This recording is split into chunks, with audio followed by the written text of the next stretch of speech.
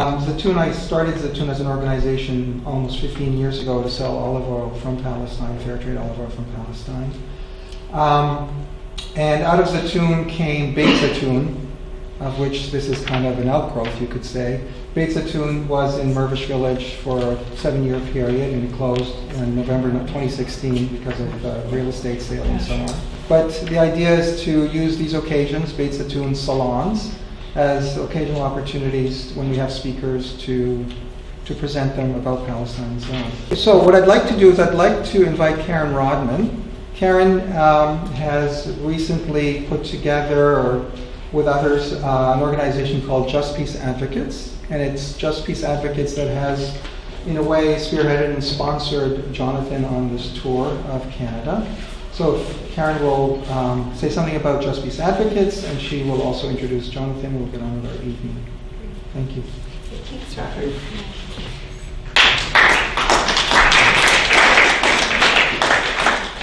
Always feels good to be back into Beit Zaytoun's kind of space too, and to be able to partner with Robert on this this particular event as well. Apologize for my voice, and maybe even for Jonathan's. We've done about 20 events over about 14, 16 days. Been in Antigonish and Halifax and St. John's and around the greater Vancouver area and across the Vancouver Island, and a few places like Stratford and Niagara Falls, as well as a number of events here in Toronto. Jonathan, coming to speak to you about the deal of the century. He's been talking across the country about the fact we are 25 years post-Oslo. What does that mean for us to now? A few of you might have heard him last year talk about the 100 years after Balfour and the end of the two-state solution, and what would that mean? This is kind of taking it to the next step in the rapidly moving fast time. I mean, things are moving fast with Trump, really fast with Trump. I think they're using this window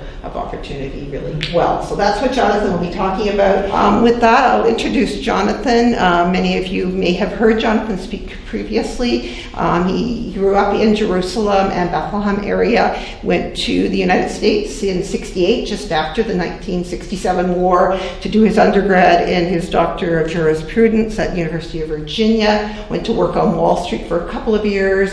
What I've been saying is that, he probably wasn't his calling, but it did pay off his student debt and led him back to Palestine in about 1978 to do a stint with the Mennonite Central Committee, and during that time he became a lawyer in Israel and in Palestine, so he is a lawyer in New York State as well as Israel and Palestine, and led to the founding of El-Haq, the human rights organization I've just mentioned. For 40 years, Jonathan has had his law practice in East Jerusalem, where he still does have his law practice, and he also is well known by many of the church groups and many civil society groups as well. Bethlehem Bible College, Holy Land Trust, Sabeel, and other organizations, and also the founding of Christ at the Checkpoint, a conference that really is focused in with the Christian Zionist community as well. Without further introduction, I'll invite Jonathan up to speak with you.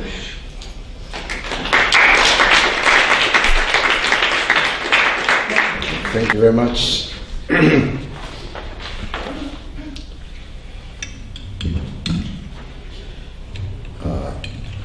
Actually, I like speaking to the Beit Zaytoun crowd and my friend Robert here, because this is a group that is both well informed and deeply committed.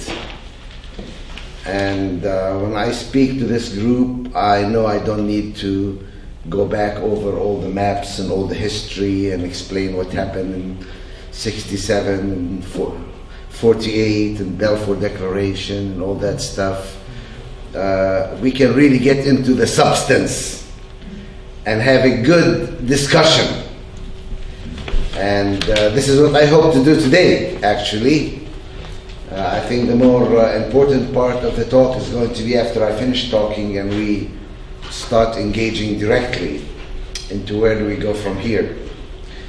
I do remember the last time I spoke at Beit Zaytoun, I mentioned that we are at a juncture, at a cusp, that there's a paradigm shift, that the logic, the language, the understandings that had governed Israeli-Palestinian conflict for the last 50 years certainly had just collapsed. The idea of a two-state solution, the great compromise, based roughly along the 67 borders, with some kind of demilitarized Palestinian state in the West Bank and Gaza, connected by some kind of bridge here or some kind of connection, some sharing of Jerusalem, some qualified right of return, but the real Palestinian state was really the solution. Wasn't totally elegant, wasn't totally fair, but it certainly was something that both sides can live with, and that the world can live with, and that international law endorsed at the United Nations, and perhaps more than half of the Israeli population could accept, and the Palestinian population after a while also came to accept. So there was a kind of consensus. This is the solution. What we were lacking is just a little bit the political will, a little more flexibility by the politicians. Maybe if Rabin didn't get assassinated, maybe if Labour wins the next election instead of Netanyahu. By the way, Labour today is like number 5 in the Israeli polls in terms of parties. Maybe if the Palestinian leaders would become more flexible and Arafat is willing to recognize Israel, which he did, with a little more US pressure, it's going to happen. It's just a question of time. It's almost inevitable. And those settlements that were being built here and there were viewed as a small irritant. They can be dismissed, they can be displaced. Eventually, the two-state solution is what's happening. Last time I spoke at Beit Zatoun, I said that 25 years after Oslo, that entire paradigm had collapsed. It no longer held. There was no possibility of creating a Palestinian state here, not because it didn't make sense anymore, but because Israel had effectively, both the right wing and the left wing, the Labour and the Likud, the ordinary population, had effectively undermined and made impossible the very concept of a Palestinian state. In fact, while the rest of the world continues to say two-state, two-state, two-state, in Israel, a leader would lose several Knesset seats just by uttering the words, even if he didn't mean them. And the Americans would pressure Netanyahu every once in a while, and he'd utter the word two-state. But everybody knows, and the majority of his cabinet was publicly on the record, opposed even to the Oslo Agreement, if we have if we can get the Oslo Agreement map up there. Not only that, but the reality on the ground was changed so dramatically. There were over 700,000 settlers living in the areas occupied in 1967. Not only were they physically scattered all over the West Bank in a way that they cannot be unscrambled again, but they were connected, very well connected to each other and to Israel, with no obstacles in sight at all. They can drive back and forth, and they know for all intents and purposes that they are in Israel. just today, 2 more laws were passed in Israel that specifically said that for Jews living in the West Bank, the allotments for chickens and eggs and different entitlements would be the same as in Israel. That there can be no discrimination against Jews, Jewish Israelis, just because they're living in the occupied territories. They will be treated for all intents and purposes as Israeli citizens. Israeli law and privileges and taxes and everything else would apply to them. They will be subject to Israeli civilian courts only. They will not be subject to the Palestinian courts or to military law at all, obviously.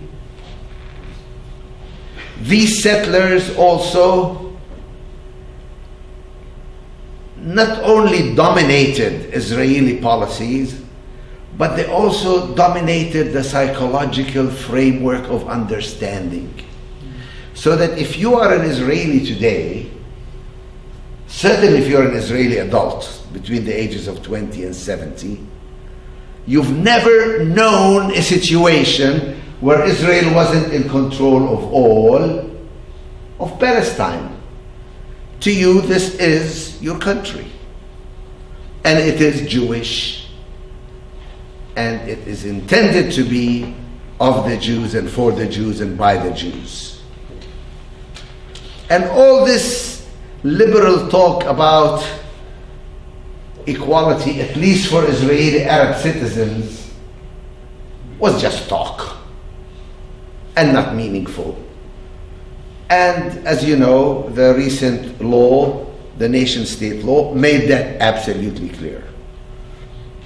Over the last 2, 4, 5 years, the situation in Israel has been moving more and more and more to the right, and the attempt to present a view of Israel as anything but racist and discriminatory has been pretty much abandoned in Israel.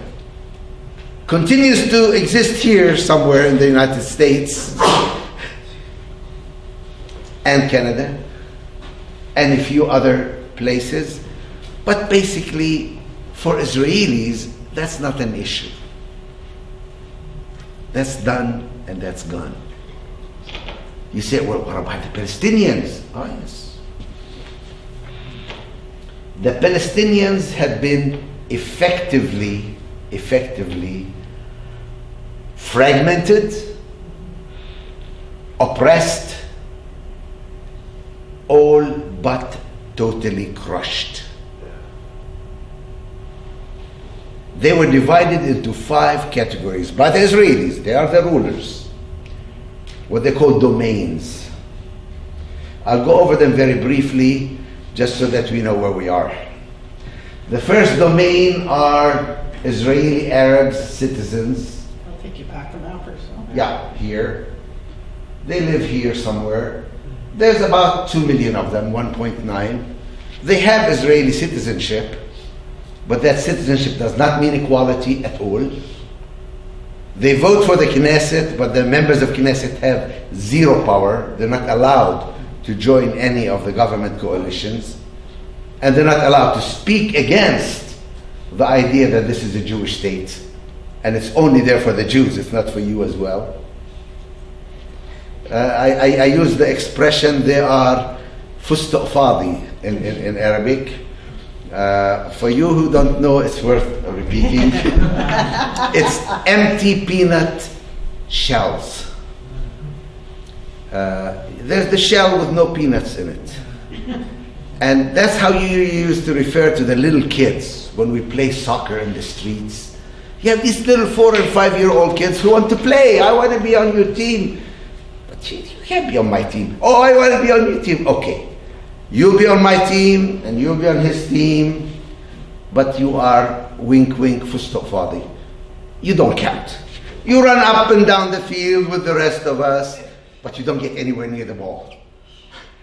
And if you ever see the ball and it's in front of you, everybody sort of suspends the game until you kick it or stumble over it or pass it to somebody else, and then the play resumes, because you are not part of the game. You are Fadi. And these are the best Palestinians. They have the most rights. Second group, second domain, are people in Jerusalem like myself. There's 300,000 Palestinian Arab residents of East Jerusalem. They are residents of Israel, but not citizens of Israel. They have freedom of movement, but not voting rights for the Knesset, and they have nobody to take care of them. They don't have members of Knesset speaking for them, and they are not part of the Palestinian Authority, and they are basically orphans. They can use the airport though, they can travel through the airport, they have special, they have privileges, but not real rights. Then there are domain 3, the people in the West Bank. And Israel tells the whole world, this is the Palestinian problem. This is the Palestinian people. This is the future Palestinian state. If the leadership is good enough and do the right things, we will eventually make some kind of deal with Mahmoud Abbas. Nobody else. He doesn't speak for the Israeli Arabs, he doesn't speak for the Jerusalemites, he doesn't speak for the Gazans, he certainly doesn't speak for the rest of Palestinians throughout the world, but he is maybe our partner, maybe not. If he's good enough, cooperates enough with us, gives us what we want, keeps his people under control, maybe we can deal with him. That's domain 3. Domain 4, Gaza. People in Gaza, they had their chance, they voted for the wrong people. They voted for Hamas, so they're squeezed. For the last 11 months, 11 years, they've been under a crippling siege, like a maximum security prison. You know the facts, I don't need to repeat them, but there's about 2 million people living here in this narrow strip. And maybe the most important thing in this map is the scale. Look at the scale. This area is about 20 miles long and between 3 and 5 miles wide, and it has 20 million people. Nothing can go in, nothing can go out, nobody can go in, nobody can go out. No fuel, no food, no water, no construction materials without Israeli permission. And they're constantly being badgered. I'll talk about that later. And the 5th domain are the refugees living outside. 2/3 of the Palestinian people. And they're not part of the picture, thank you very much. They're not our problem, they're somebody else's problem. So the Israeli-Palestinian problem is basically, as far as Israel is concerned, is how best do we manage these 2 areas under our control. We're doing pretty well with the Israeli Arabs, and Mahmoud Abbas more or less is doing what we want him to do. And Gaza, who cares about it? For 10 years nobody even heard about them until the March of Return. Even the Palestinians in the West Bank don't care about them. The whole world is complicit. We don't have to worry about them. So, what happened about a year and a half ago? When I spoke at Beit Zitoun, I said that this idea, this paradigm of a 2-state solution has collapsed. You spoke before Trump was elected. Before Trump was elected. Just before, just to be clear. Correct. Just before. Correct. I said we must go back to the drawing boards. We must have some new thinking. The struggle between Palestinian nationalism and Jewish Zionism, which started 100 years ago, which really exploded with the Nakba in 48, and where there was this huge opportunity for compromise. If you can hit the second. The 67 borders being a two-state solution, the PLO recognizing Israel, and this compromise where we would settle for 22% of the land. This compromise had collapsed. Does not work anymore. This time not because the Palestinians didn't want it, this time because the Israelis made damn sure it was not going to happen. So I said, back to the drawing boards. Let's go back and see what we can do to solve this problem. We need some new thinking, some out-of-the-box thinking, some creative thinking. Stop talking this two-state nonsense. It doesn't work anymore. Let's really think about this. Seems there's only one person who was listening to me. President Trump.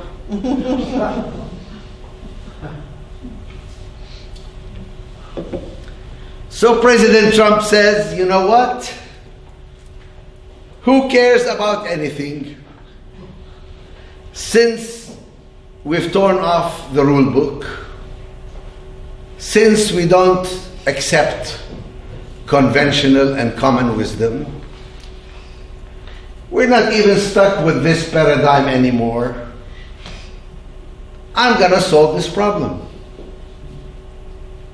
I am going to come up with the deal of the century. Now, the deal of the century is not a joke, my friends. It is an actual deal that Netanyahu, Trump, the extreme fringes of the right wing, as much in this country and the United States as it is in Palestine, totally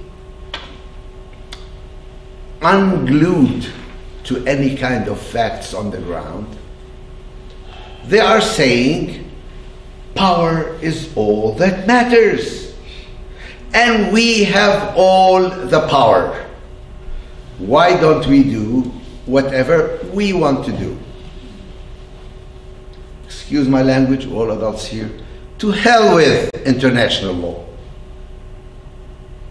To hell with public opinion. To hell with human rights. To hell with Palestinians. Who cares? We have the power. And we have the money. And we will squeeze them into whatever we want. What is it, Mr. Netanyahu, that you want? I've often said the reason why they haven't declared what the deal of the century is yet. And they haven't. Any of you know that deal? We don't know. You know why? Because in any deal, there has to be at least a few crumbs given to the other side. And Netanyahu is not sure he wants to give any crumbs. Seriously. And I mean this. This is not a joke. Abadis doesn't count, Jonathan? Abadis? Sorry. And so he says, well, there's a deal. I just want you to agree. But I want to make sure in advance that you agree without telling you what the terms are. I can tell you what's not in it. I can tell you that if you go along, there will be some money somewhere. I won't pay, of course, the Saudis will pay, or somebody will pay you, but there will be a few $1 billion there to pay. I'll go talk to the Saudis. After all, they understand my language. They don't care about human rights either, and they don't care about Palestinians. All they care is about money and power, and they're worried about the Iranians, and they want my help with the Iranians, and I can show them that I can help with the Iranians. Even though I know and everybody tells me Iranians are not a threat, and even though the Israeli security services tell me the Iranians are not a threat, they're not building an atomic weapon, forget it. Nevertheless, I will tell the Saudis, I will make sure I will support you against the Iranians. You just have to help me a little with the Palestinian question. I may have to come back to you with some requests.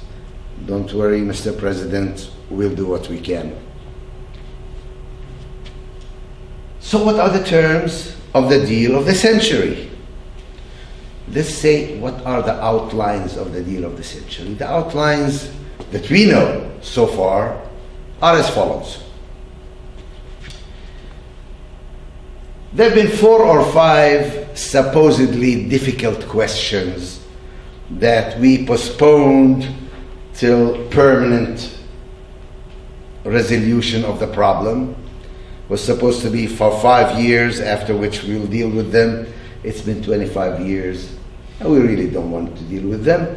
But what are they? The first is the issue of Jerusalem. Now, every Israeli knows in the heart of hearts that Jerusalem is important to Muslims as well as to Christians. Good thing is that Christians have gone through their period of crusades where they thought they needed to liberate it from the infidels, and they're not making any political claims in Jerusalem now. So as long as they come as pilgrims, why, ahlan wa sahlan, we always welcome pilgrims, particularly from rich countries. If they're Christians from African countries, not so much. If they're Christians from the West Bank or from Gaza, never mind. But yes, Christian pilgrims are welcome. But Jerusalem is important to Muslims. And when this process started, there were 1.2 billion Muslims in the world. Today, I understand, and I'm giving away my age, there's 1.8 billion Muslims in the world. So every Israeli knows that at some level, Jerusalem needs to be shared and Muslim rights in it to be acknowledged. But why should we, if we have all the power? And President Trump comes and says, hey guys, don't worry about Jerusalem. You think Jerusalem is a problem? I'll get it off the table. I'll move my embassy, I'll recognize it as Jewish and Jewish only, and to hell with the Muslim world. My friends in Saudi Arabia and every other place, I'll tell them, don't worry about it, we'll work something out. Meanwhile, Jerusalem is off the table. It's not a problem. So, solved 1 out of 5. What other problems do you have? Well, the settlements. The settlements have always been an irritant, of course, because every new settlement, every additional settler, is basically a nail in the coffin of a 2-state solution. And so the United States has been going through the motions. Every time there's a settlement, they protest. They say this is not helpful. This goes against the... So, you know what? Trump says, don't worry about it. Settle where you will, as you will. I'm not even going to protest about it anymore. Do whatever you want. So, settlements are no longer a problem. See, it's easy. You can solve the solution quickly if you have all the power. Forget about principles and laws, and you create your own virtual reality.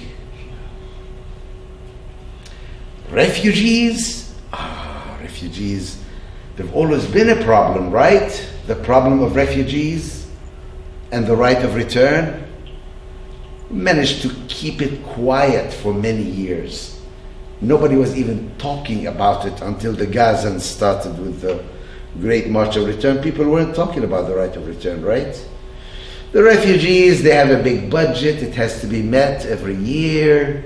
So you know what? We'll cut off the money for UNRWA. We'll redefine who is a refugee to only include those who actually left in 1948, not their children or grandchildren. So that leaves a few 10,000 people, 20,000 people, who cares? They'll die anyway soon. And there'll be no refugee problems. Huh! 3 out of 5 is already solved. You redefine the problem out of existence. It's not a problem anymore. A fourth problem was going to be a Palestinian state. Why should there be a Palestinian state? Why? Whoever said there needs to be a Palestinian state? Maybe we can talk Jordan again into taking some control over some of these green areas or brown areas, and maybe not. Who cares? Maybe they want to call it a state without it having any real statehood. Who cares? That problem will be solved as well. It reminds me of, actually it's not a joke, it's too painful to be a joke. But there was one incident in history where one of the Ottoman Turkish sultans received some bad news that his entire fleet in the Mediterranean had just encountered British ships near the island of Malta, who captured and sank the entire fleet.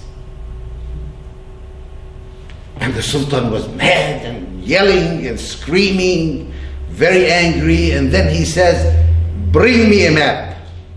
Didn't have nice maps like his, but they had a big map they put on the wall. Says, where is that island of Malta? And says, Your Excellency, it's right here. Pulls out his dagger, cuts out the island from the map, and says, "Malta yoke." There is no more Malta. He solved his problem.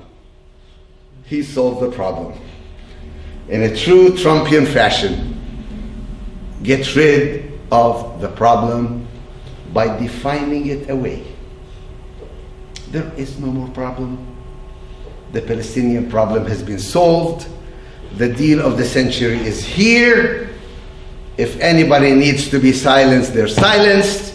If anybody needs to be crushed, they're crushed. If anybody needs to be paid off, they are paid off. And there is no problem. We're finished. The deal of the century. You think they gave... What's number 5? What was number 5? I think there was security arrangements. Security arrangement, that was already taken care of by Obama. $38 billion new dollars in arms and weapons. And we must make sure that the Palestinians don't get any. I mean, I usually carry balloons in my pocket for little kids. Now I have to worry about that, because you don't want Palestinians to have balloons. That's the extent of the weapons that Palestinians have these days. And they're not a problem. We can take care of the problem. If it's a security problem, we'll take care of it. In fact, the Trump administration has cut off all forms of aid to the Palestinians, including programs of coexistence, including hospitals and cancer treatment. The only thing they did not cut off was funding to the Palestinian Authority's police services so that they can continue their functions serving the Israeli occupation. So what's the problem? Problem solved. Deal of the century is here. Do you like it? Whether you like it or not, this is generally what's being spoken of.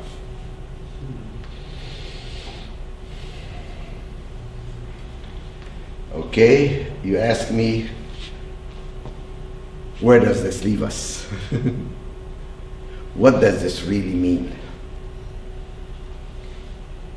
Has all been lost?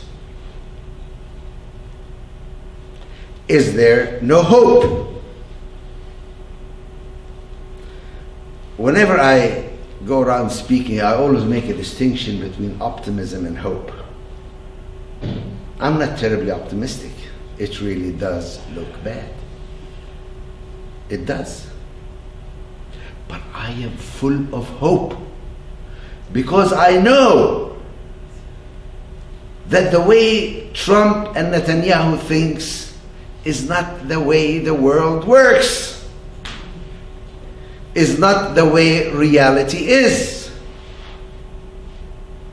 Reality will jump up and surprise them, and surprise all the pundits, and surprise all the experts, and surprise all those who come with a lot of conventional wisdom as to how the problem should be created. Doesn't mean it's going to be easy, doesn't mean there's not going to be no suffering. But there's a lot of reason for real hope. On my site, which Karen is still putting together, jonathankuttab.org, there will be an article I wrote about the difference between optimism and hope. And I gave 9 signs for hope, so that people like us will know we are not alone, we are not a voice crying in the wilderness, that reality is going to catch up with Israel, with Netanyahu, and with Trump. And the change, when it comes, will come rapidly and will be massive. Israel today is living in a bubble. They have been protected by the United States largely, but also by a lot of the Western world, including progressives in the Western world. The famous PEPs, you're familiar with them. Those who are progressive except for Palestine. Those really decent people who will march and even go to jail, fighting against racism, against militarism, against nuclear weapons, against South African apartheid, for the environment, for ending weapons sales, for this, for that. But when it comes to Palestine, my God, where did they disappear? Not only are they silent, many times you find them aligned with the very nasty guys who are violating our rights. Yeah.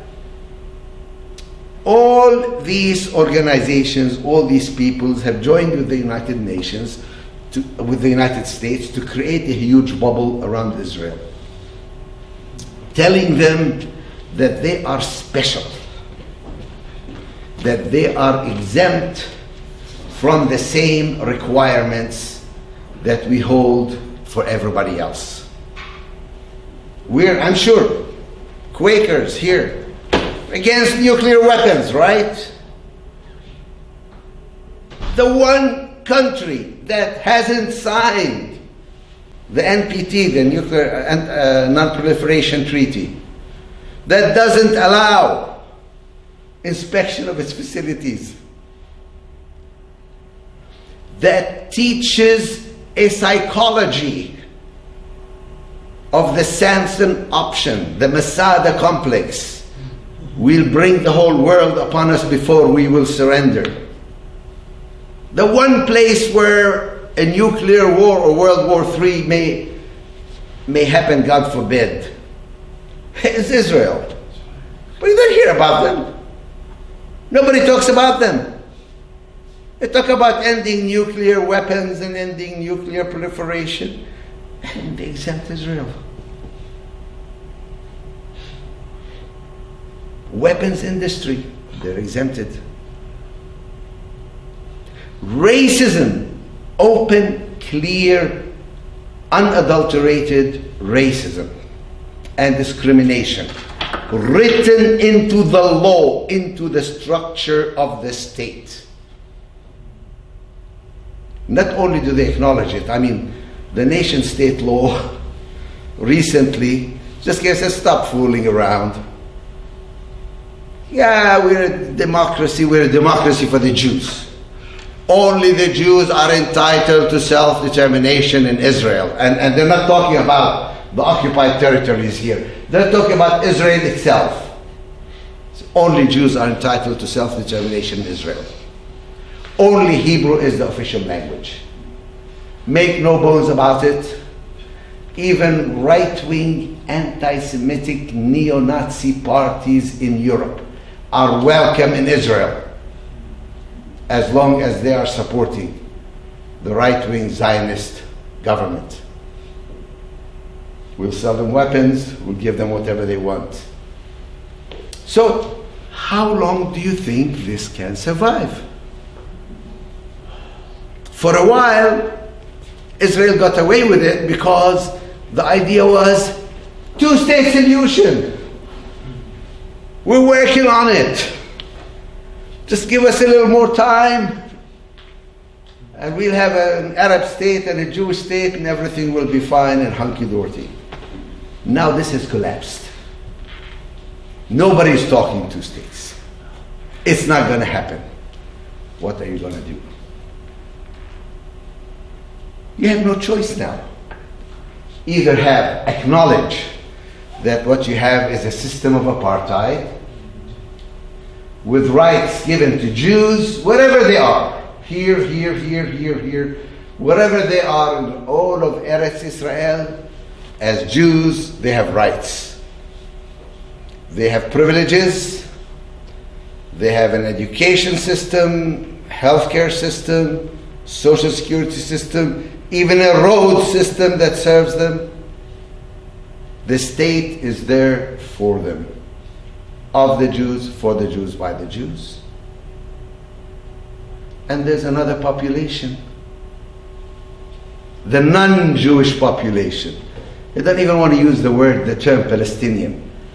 They use it only occasionally to separate domain 3 and 5, 3 and 4 from the rest of the Palestinians. Because these people are not Palestinians, these are Arabs, Israeli Arabs. So the second population, the non-Jewish population, has no rights. No rights. No leadership, because we insist that whoever is the leader here doesn't talk with whoever is the leader here, doesn't talk to the leaders such as they are of Arab Israelis, and certainly not the PLO out here. Each one has a separate leadership, a separate set of laws that applies to them, a separate system of how we deal with them.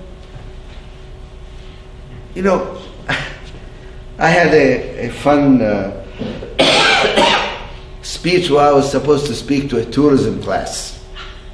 And I tell them, you know, if you bring people here as tourists, or if you come from another planet, Mars, and you don't know anything about the history of the area, what do you see? Well, you see in this whole land two groups. There's Jews and non-Jews. The Jews have all the rights and the privilege, and the non-Jews don't. And the non-Jews are divided into these separate domains that I described, and they have to live at the mercy of and under the control of the dominant Jewish group. If there's any definition for the word apartheid, and there is, that's it. That is what apartheid is. Now, I said that Israel is living in this bubble and has been allowed to get away with it because the development of international law has been very uneven. But it really has been very clear and progressive. Since the middle of the last century, international law has taken hold throughout the world. There are those who violate it, yes. but there are many, many more who follow it. And you know, with the rules of the road, they're not enforced by the police and the courts. They're primarily enforced by the fact that just about every driver knows to drive on the right-hand side of the road, to stop at red lights or stop signs, to follow more or less the speed limits, to slow down in a school zone. That general legitimate acceptance of law is what allows the roads to be able to travel upon. And the police are there for the exceptional violator. You issue them a ticket, or you have a camera take a picture and you send them to court. But that's the exception. That's not why people follow the rules. People follow the rules because there is a general legitimacy. And the legitimacy of international law today is huge. Since the end of World War II, the vast majority of the countries of the world have accepted and internalized concepts of international law, have accepted and internalized concepts of equality, have accepted and internalized concepts of human rights. There are still violators, and some of them, if they're powerful enough, get away with it, certainly for a few years, but eventually they are brought to justice.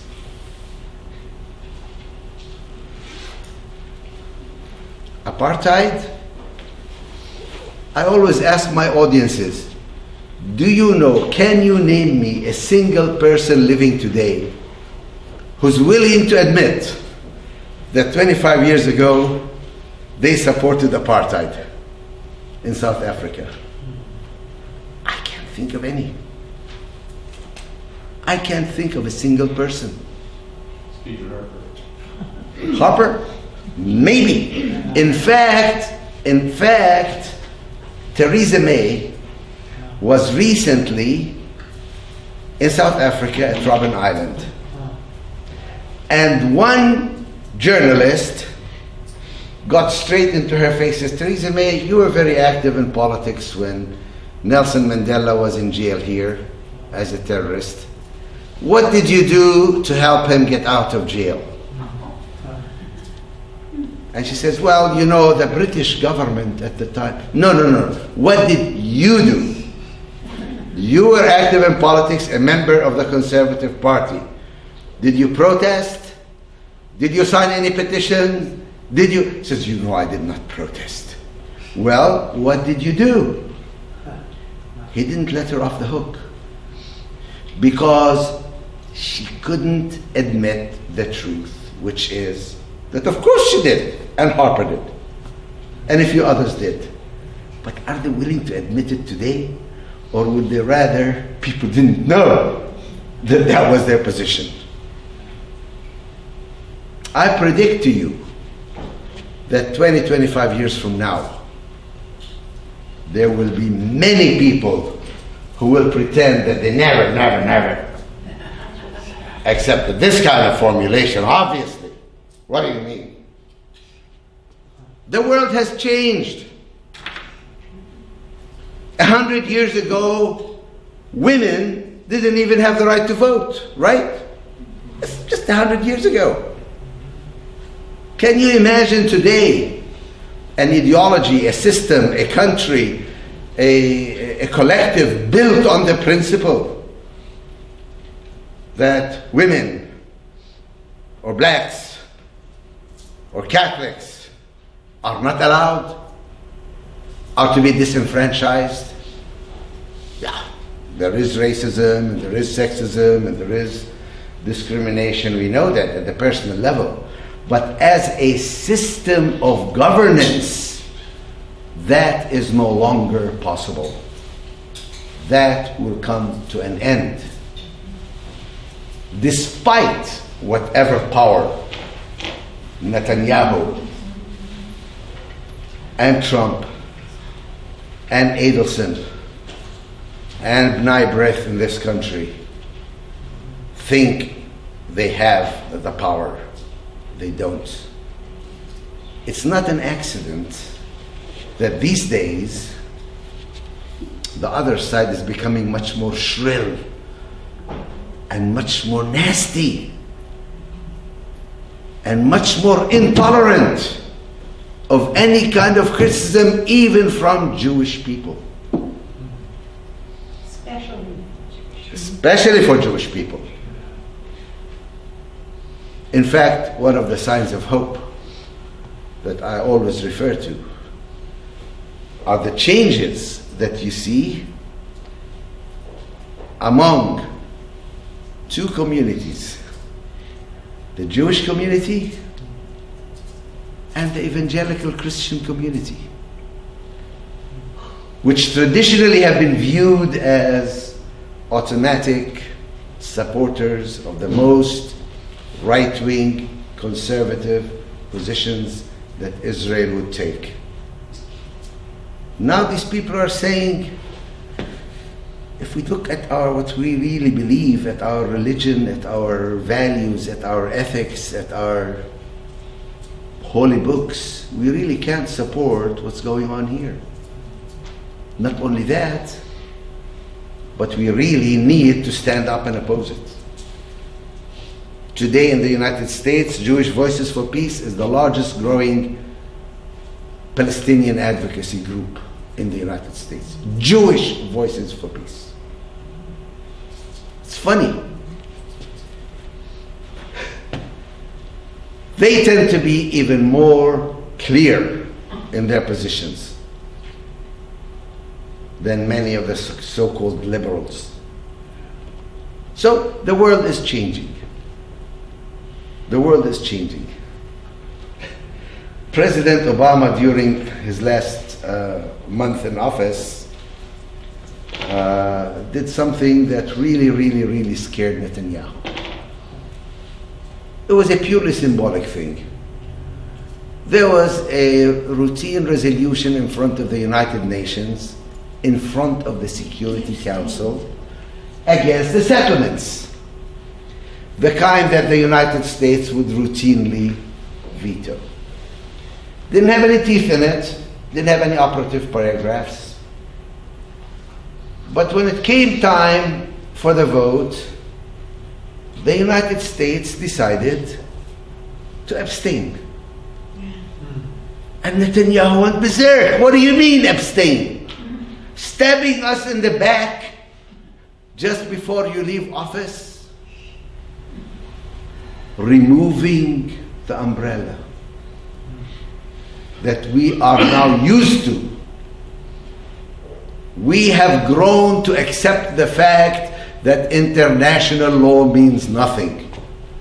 Sorry, international law means something, and means a lot. There is something called the International Criminal Court, and it has jurisdiction. And it will be bringing Israeli officials, generals, and politicians at some point before it. The entire international community. Israel is too small to live as an island apart from the rest of the world. North Korea, a much larger country, thought it could really ignore the rest of the world. It can't. South Africa couldn't ignore the rest of the world. Israel, what does it have? It doesn't have oil, they don't have gold, they don't have uranium, they don't have coal. For everything they do in Israel, they need to be connected with the rest of the world. Even to play soccer. Or to be in the Eurovision. To sing. 1/3 of the Israelis travels abroad every year. Just for vacation. They cannot live as if the rest of the world doesn't exist. And in my view, a time will come when, I don't know, how, I don't know, But Israel will have to deal with the rest of the world and with international law. And with the fact that these crazy, stupid, stubborn Palestinians can't forget that they are Palestinians and can't accept the fact that they've been thoroughly defeated.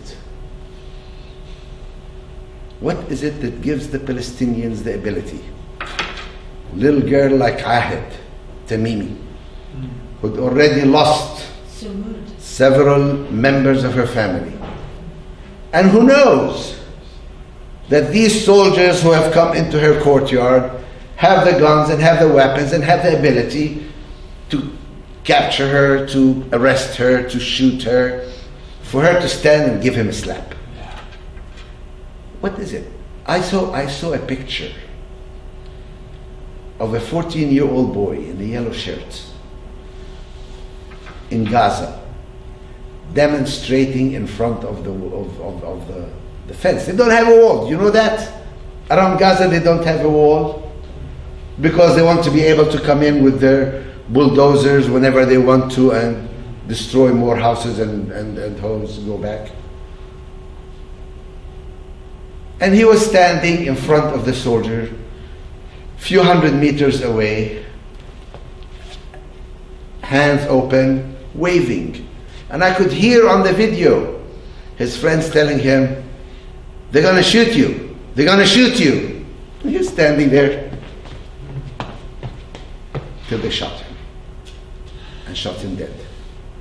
What is it that gives the human spirit the ability to say, "I will live, I will survive, I am a human being, and I insist that I am your equal"?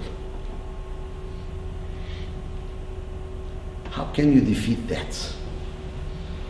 You can create drones that can drop either tear gas or bombs from far away and kill and destroy. Over 200 people have been killed. And Israel, with all its snipers and all its cameras and all its satellites and all its planes, has not shown us a single picture of any of these people carrying a weapon. In fact, we know that Hamas doesn't allow anybody with weapons anywhere near the border or anywhere near the demonstrations. So these people died with a simple message: we are human beings and we want to be free. We want to be free. And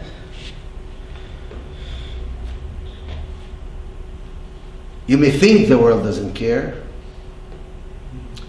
You may think international law doesn't count. But the truth is, it does. Take a little time, but it'll fall. Like the Berlin Wall fell, like apartheid fell, Idi Amin, Ceausescu, Hosni Mubarak, regime after regime have fallen. And in retrospect, you look back and say, well, of course they did. All the signs were there. It could not be sustained, right? How could it be sustained? How could a group in the 21st century institute a clearly racist apartheid regime and get away with it? And the answer is, I don't think they can. But maybe this is a good time to stop and engage in what I think should be our discussion. What do we do about it? Where do we go from here? How do we bend the arc? How do we bring about a more just solution? Is there a new vision that allows these two groups to coexist in peace and tranquility? I believe there is. I don't accept the view that somehow genetically we are incapable of living together. Because I know for a fact, historically, we have lived together. Or that somehow the enmity between us is eternal. It's not. I give the example of about a month or 2 months ago, I saw a commercial on television for a German car. And it had a very pretty French tune to the commercial. And I had to stop and think, did anybody convince them or talk them?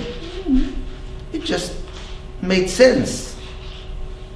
And 50 years ago, these two nations, France and Germany, were killing each other by the millions, totally destroying each other's cities and towns down to rubble. And today they are normal friends. Why can't Jews and Arabs live together? There is absolutely no reason. We are human beings and we will live together, and there is no question in my mind that 20, 30 years from now we will be living together in that land, both of us. The only question is, are we going to be living as equals or as master and slave? I don't think slavery can last. I don't think apartheid can last. I don't think inequality can last. And I don't think injustice can last. Thank you.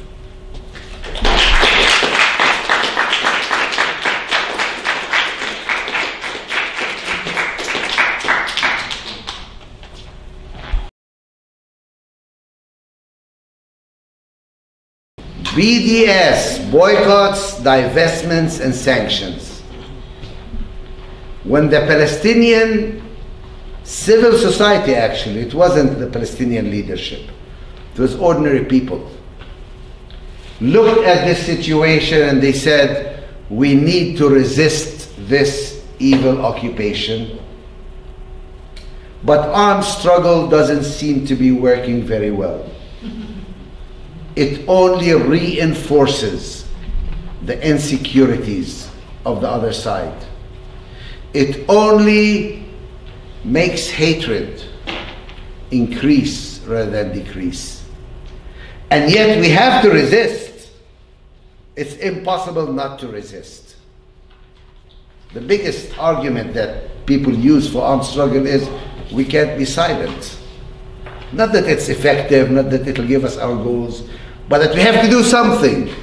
So civil society says, yes, we'll do something. We'll do something non-violently.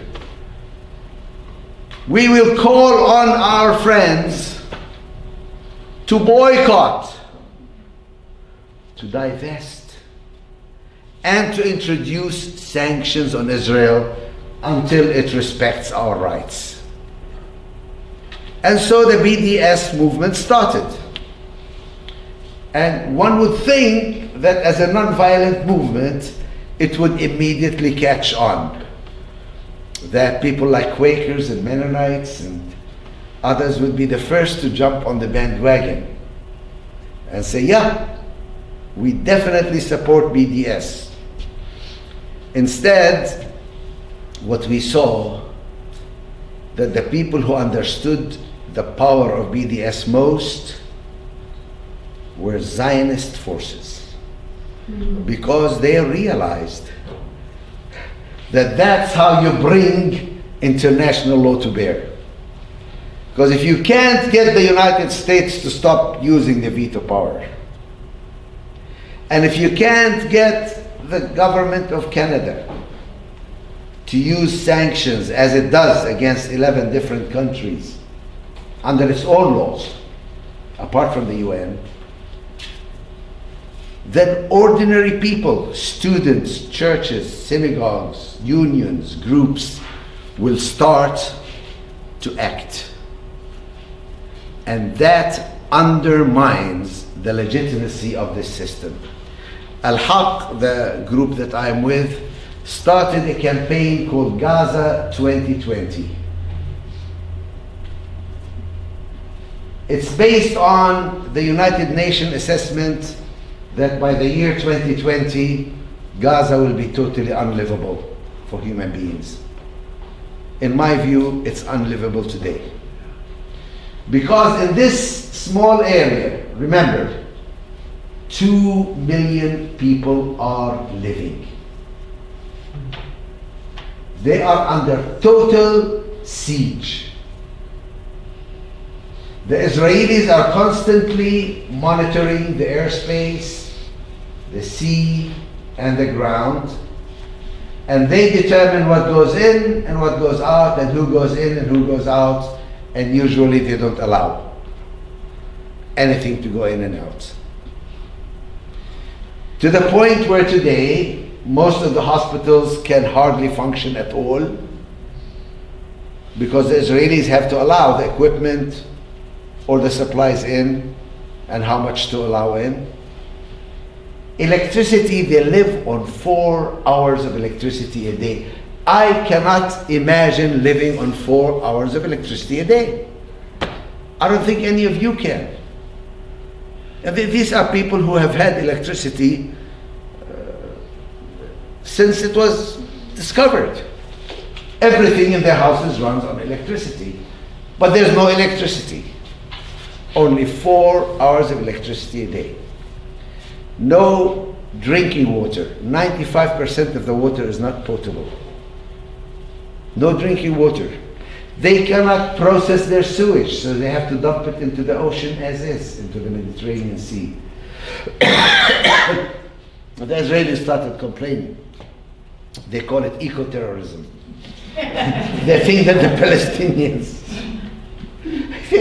they can't process the sewage. There is a processing plant, but it has no fuel.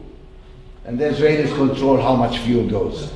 So Al-Haq has called for civil society, for people like you, to help us lift the siege. Again, regardless of the deal of the century, the 2-state, the 1-state, solution, no solution, surely we can all agree that that siege needs to be lifted.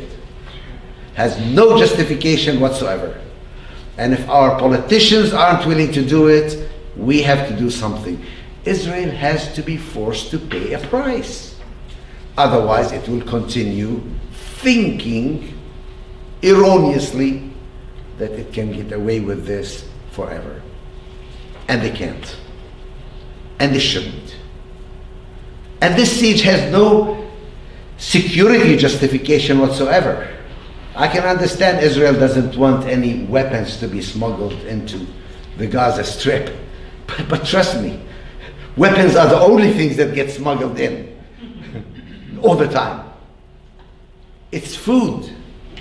It's civilian materials. It's construction materials. Oh, but they will use the construction materials to build tunnels. Of course they have to.